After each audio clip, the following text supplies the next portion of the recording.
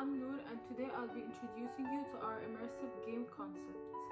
We are working on creating a game called Which Floor? Which Floor is an immersive game set in a university.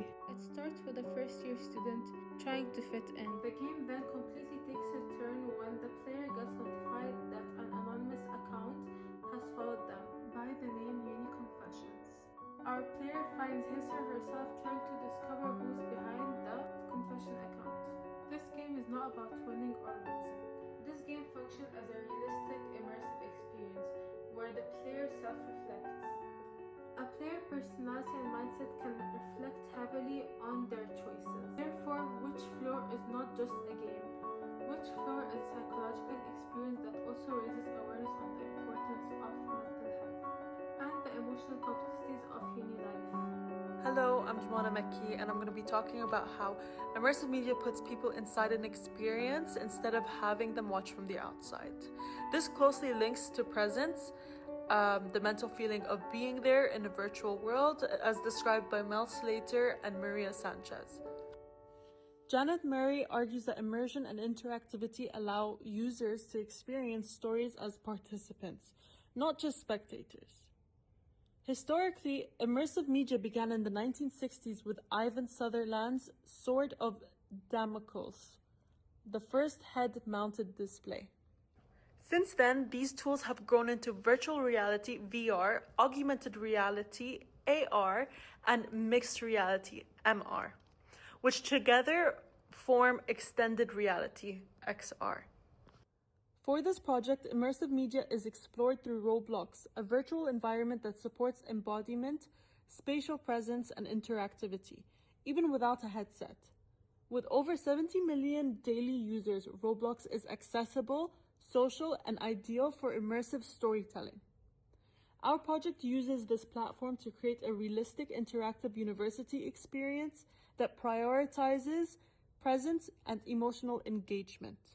Movies and games that discuss the topic of youth and mental health always attract audience from all age groups because university is a universal phase. Stories like that mirror real-life pressures that we all go through.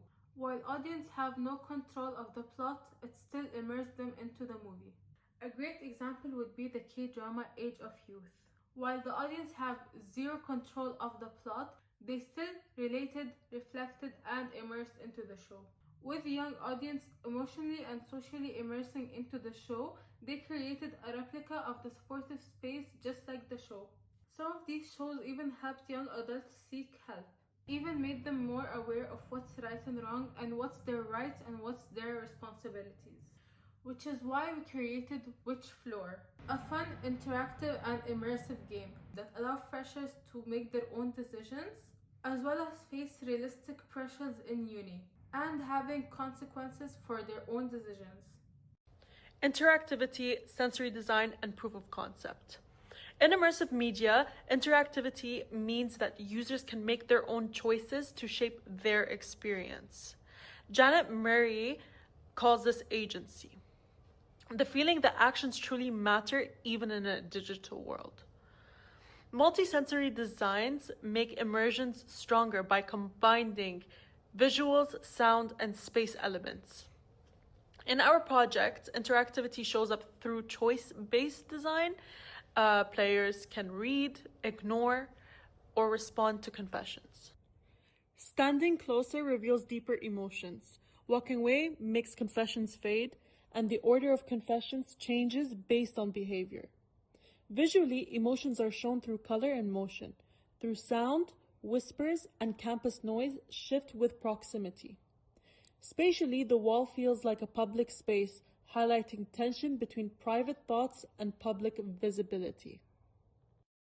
This works as proof of concept because it tries out space and objects, turns emotions into interactions, and uses Roblox's strengths of shared spaces and closeness.